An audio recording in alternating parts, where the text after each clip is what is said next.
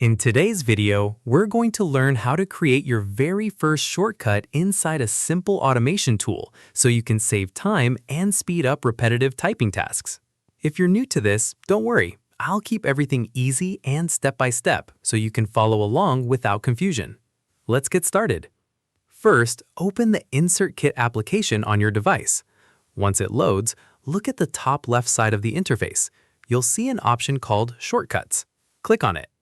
Inside this section, you'll find a button labeled Add Shortcut. Go ahead and click that to begin creating your custom shortcut. Now a new setup screen will appear. This is where you define how your shortcut will work. You'll notice several fields like trigger, title, category, and access settings. Start with the trigger. This is the command you will type later to activate your shortcut. For example, you can set it as /hello.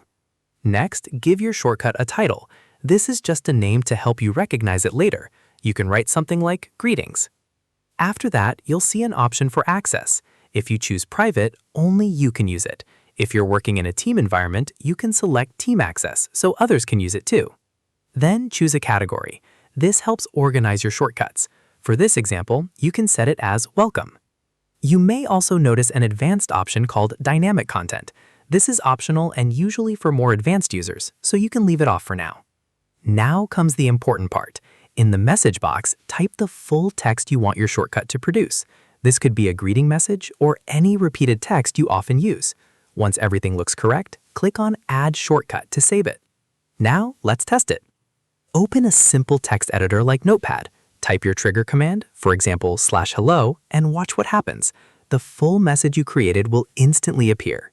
And that's it. You've successfully created your first shortcut, making your workflow faster and more efficient.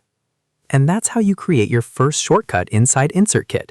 Share this video and subscribe for more simple and practical tutorials.